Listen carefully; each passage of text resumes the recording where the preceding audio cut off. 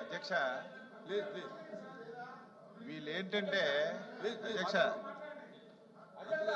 అధ్యక్ష మాట్లాడండి మంత్రి గారు వినవయ్యా నువ్వు బాగా ఫాస్ట్ అయిపోతాను వినవయ్యా కూర్చో అధ్యక్ష నేను మాట్లాడింది ఎక్కడి వరకు అవసరమైతే అక్కడ కట్ చేసి వీళ్ళు వాడుకోవడం అలవాటు. ఆ వేళ అధ్యక్ష సూపర్ 6లు అన్నీ అమలు చేశాం. ఇప్పుడు ఉన్నటువంటి ఆర్థిక పరిస్థితి వల్ల ఒక పథకం ఉంది, అది కూడా అమలు చేస్తాం. ఫీ 4కు అనుసంధానం చేశాను. నేను ఒక మీటింగ్లో మాట్లాడాను అధ్యక్ష. ఇవన్నీ వదిలేశారు. ఆంధ్రాని ఒకవేళ అంత డబ్బు అవసరం ఉంటుందని చెప్పి అంటే అది ఒక్కటే లావుతుంది. నేను మళ్ళీ చెప్తున్నాను, ముఖ్యమంత్రి గారు అది కూడా ఫీ 4కు అనుసంధానం చేసి ఇచ్చిన ప్రతి మాట నిలబెట్టుకోవడానికి ప్రయత్నం చేస్తున్నాం. నేను ఇందాకే చెప్పాను, ఏమైనా ఉంచారు ఈ రాష్ట్రంలో మీరు 10 లక్షల కోట్లు అప్పు చేశారు, అన్నింటినీ తనఖా పెట్టారు, ఆర్థిక వ్యవస్థ చిన్నాభిన్నం చేశారు అధ్యక్ష. ప్రతిదీ మాట్లాడుతున్నారు. నిన్నైతే మా ఫైనాన్స్ మినిస్టర్ గారు కరెక్ట్ చెప్పలేదు అధ్యక్ష.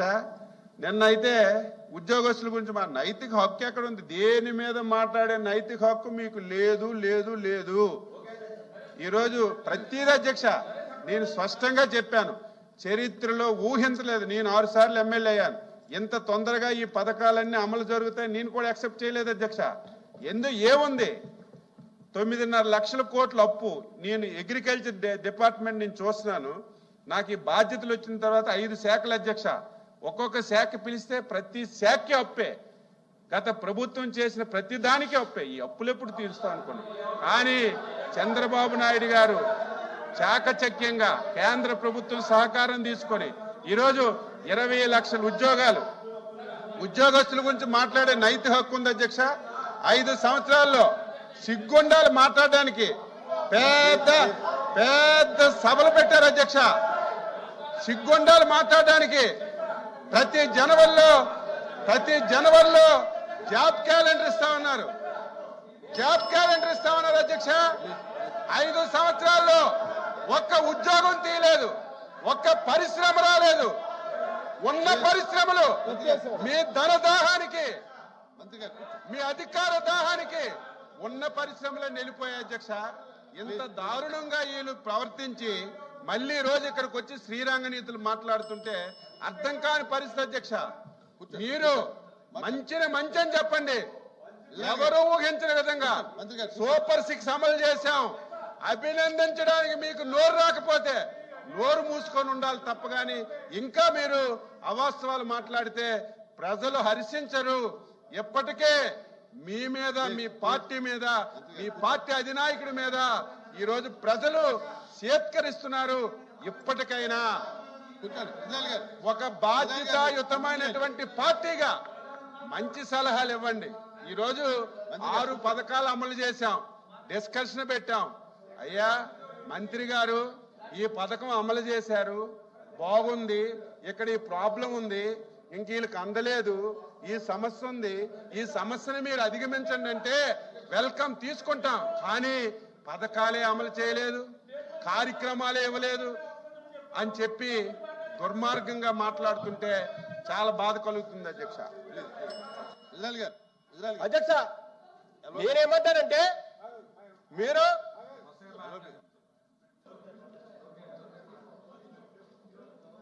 అధ్యక్ష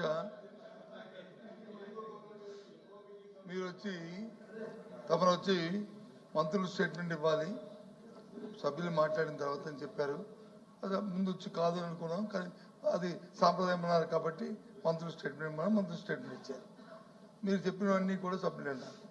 సభ్యులు మాట్లాడుతున్నప్పుడు మీరు ఏదైనా తప్పు మాట్లాడి ఒక ఎందుకు లేదు, ఏం మాట్లాడేది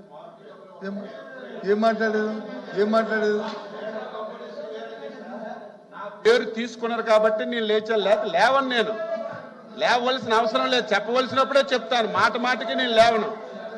నా పేరు తీసుకున్నాడు కాబట్టి నేను లేచాను. అది పేరు తీసుకుంది కూడా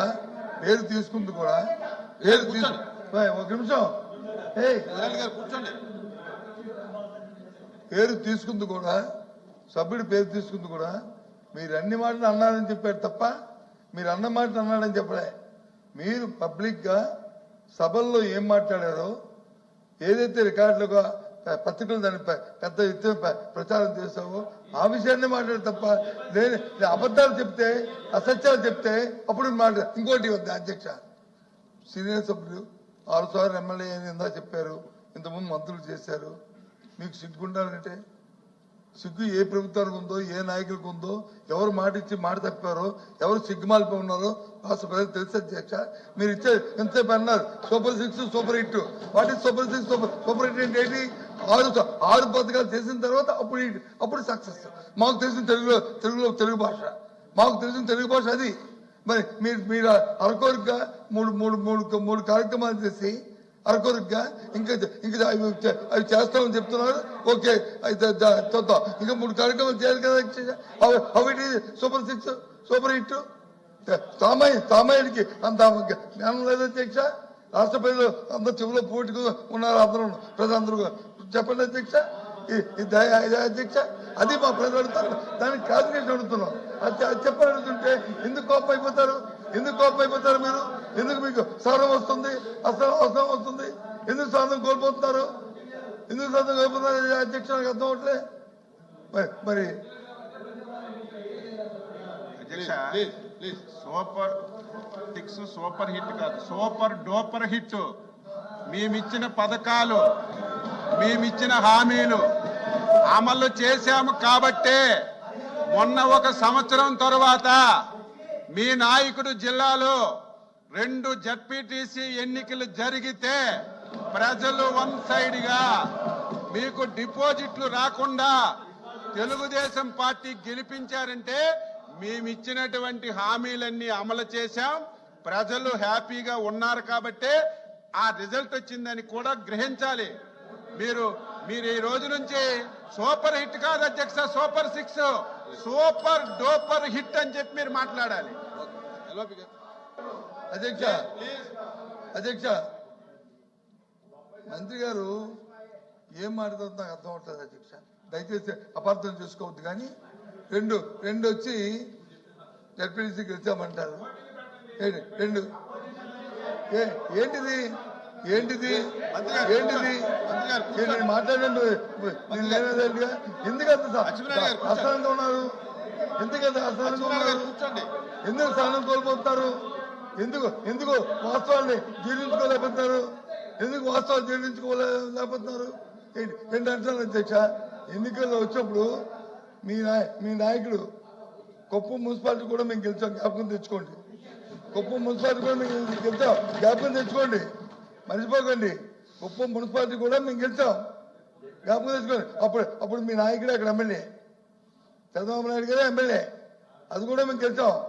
కాబట్టి ఎప్పుడు అడగండి, వెళ్ళి ఇలా ఆఫీస్కి వెళ్ళి తీయండి రికార్డు. ఏంటి ఇది కాదు అధ్యక్ష, ఈ విషయం కాదు. నాయుడు గారు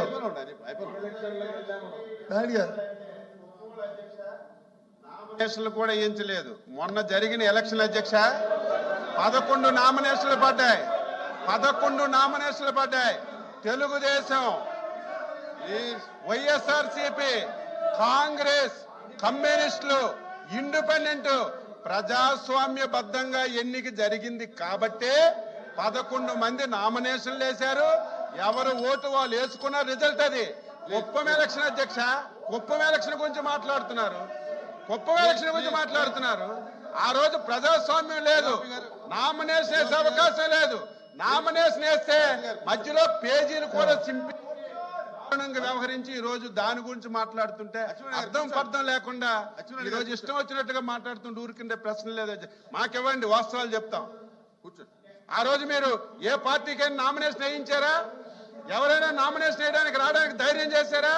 మొన్న అధ్యక్ష ప్రజాస్వామ్యబద్ధంగా అన్ని పార్టీలు, కాంగ్రెస్ వేశారు, వైసీపీ వేసింది, కమ్యూనిస్ట్ పార్టీలు వేశారు, ఇండిపెండెంట్లు వేశారు, సామాన్య పౌరుడు వేశాడు. అప్పుడు ఎన్నిక ప్రజాస్వామ్యబద్ధంగా జరిగింది. మీరు ఎప్పుడైనా మీ 5 సంవత్సరాల్లో ఏ ఎలక్షన్ అయినా ప్రజాస్వామ్యబద్ధంగా ఎక్కడైనా జరిపిస్తే దాన్ని మీరు ఉదాహరణగా మాట్లాడితే స్వీకరిస్తాం. అధ్యక్ష దయచేసి మీ ద్వారా మంత్రులకి రిక్వెస్ట్ చేస్తున్నాం. మీ ద్వారా మాకు అభ్యంతరం లేదు, మేము ఏం మాట్లాడుకున్నా మాకు అభ్యంతరం. కానీ సమయం పాటించి సభ్యులు చెప్తుంది వినిన తర్వాత మీరు మాట్లాడండి, మాకు అభ్యంతరం లేదు. కానీ మధ్యలో ఇంటరప్షన్ చేస్తామంటే ప్రజాస్వామ్యం చేతితో తీసుకుంటాం, అవసరం తీసుకుంటే చూస్తూ ఊరుకునేది లేదు. మేము కూడా మీరు అన్నారు కదాక అలాగే చెప్తున్నాం. కాదు, ఎవరికి సమాన హక్కులు ఉంటాయి సభలను, పెద్దలు ఉన్నారు, పెద్దలందరికీ తెలుసు. మేము దానికి అధిగమించి చెప్తే సభ్యులు మాట్లాడి రాసుకోండి, చెప్పండి మీ సమయం వచ్చినప్పుడు, లేకపోతే కల్పన చెప్పండి. అంతేగాని అతను చెప్పింది వచ్చి కాదంటే ఉద్యోగాలు మేమే ఇచ్చామంటే ఉద్యోగాలు మీ నిన్న ఏదో సూపర్ సక్సెస్ పెట్టుకున్నారు, 15,000 ఉద్యోగాలు ఇచ్చారు.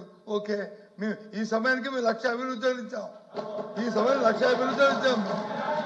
ఈ సమయానికి ఈ సంవత్సరాలు కావాలంటే 1,50,000 ఉద్యోగాలు ఇచ్చాం. ఇప్పుడు మా బుజగీతులు చదువుకుంటే కదా ప్రభుత్వం బాధ్యతలు, కూర్చోండి ప్రభుత్వం బాధ్యత. కాబట్టి దయచేసి నా రిక్వెస్ట్ సార్, వద్దండి ఇంకా మంత్రి గారు చర్చ ముందుకెళ్ళండి. ఏంటి 1,50,000 చాలు. 1,50,000 ఉద్యోగాలు ఇచ్చారు అధ్యక్ష. 1,50,000 ఉద్యోగాలు ఇచ్చారు. అందులో వాళ్ళ కార్యకర్తలకి వాలంటరీ ఉద్యోగాలు ఇచ్చారు అధ్యక్ష. పోనీ కనీసం వీళ్ళు కార్యకర్తలకు ఇచ్చినటువంటి ఆ ఉద్యోగాలు కూడా వీళ్ళకి అధికారంలో ఉన్నప్పుడు రెన్యూలు కూడా చేయలేదు అధ్యక్ష. ఆ ఉద్యోగాలు కూడా తీశారు. వీళ్ళు అధికారంలో ఉన్నప్పుడే ఆ ఉద్యోగాలు తీశారు, రెన్యూలు కూడా చేయలేదు. ఈ రోజు నిన్న అధ్యక్ష, నిన్న ఎవరైనా సరే ఈ రాష్ట్రంలో నిన్న జరిగినటువంటి కార్యక్రమానికి వచ్చిన వెంటనే నేను ఎలాగా అపోజిషన్ లీడర్ గారు ఇక్కడ రాలేకపోయారు. మీటింగ్ నిన్న పిలిచాం, నిన్న సభకు కూడా పిలిచాం, రాలేదు. కనీసం ఇక్కడికి వచ్చిన తర్వాత మొదట్లేసి చాలా శబాస్, నిన్న 17,000 ఉద్యోగాలు ఇచ్చారు, ప్రభుత్వం మంచి పని చేసిందని ఒక మాట, మంచి మాట చెప్తారని విన్నాం. 1,50,000 ఏ ఉద్యోగాలు అవి? మేము 5.5 లక్షలు ఇచ్చాం. దురదృష్టం ఏంటంటే కూర్చోండి. అధ్యక్ష, దురదృష్టం ఏంటంటే ఏ ఉద్యోగం ఇచ్చాం సరే, మీరున్నామో అది రేపు చెప్తారు. దురదృష్టం ఆలోచన లేకుండా అది చెప్పిన ఏ అంశం మేము మాట్లాడుతాం తెలుసుకోకుండా ఎక్కువగా ఏదో ఉన్నాం కదా మేము మాట్లాడాలంటే కాదు. మేము 1,50,000 ఉద్యోగాలు, ప్రభుత్వ ఉద్యోగాలు నోటిఫికేషన్ ఇచ్చి ఈ సమయానికే ఇచ్చి ఇందాక అమెండ్మెంట్ కూడా పెట్టారు మనోహర్ గారు డిప్యూటీ సీఎం గారి తరఫున. ఏమని ఒక డిపార్ట్మెంట్ నుంచి కాదు ఇంకో డిపార్ట్మెంట్కి. వాళ్ళందరూ మా కార్యకర్తలా చెప్పండి. ఇవాళ రాష్ట్రంలో యువ సెక్రటరీలు అందరూ మా కార్యకర్తలా? ఇదా అది ఎక్కడండి? కార్యకర్తలు అంటే ఏంటండి? దయచేసి ఈ ధర్మం అండి ఉద్యోగస్తుడికి ఆపాదించిన పార్టీని ఇదా? ప్లీజ్. కాబట్టి దయచేసి మా సభ్యులు మాట్లాడుతున్నప్పుడు మీ మంత్రులు రాసుకోండి, మాకు అభ్యంతరం లేదు. సాంప్రదాయం కాదు, మీ మధ్యలో ఇంటర్వ్యూ చేస్తాండి, మీరు చేయండి. అదే సాంప్రదాయాన్ని ఉపయోగించి అదే వర్తిస్తుంది. కాబట్టి ఆ సాంప్రదాయం వద్దనేది నా కోరిక. అధ్యక్షుడు కోరుతున్నాను. వారు మా ప్రభుత్వానికి మహిళలంటే చాలా గౌరవం అధ్యక్ష. మొన్న కూడా నారా లోకేష్ గారు చాలా గంభీరంగా చెప్పారు అధ్యక్ష. అయితే నేనేమంటానంటే, నిండు సభలో, మహిళలు ఉన్నటువంటి సభలో అచ్చెన్నాయుడు గారు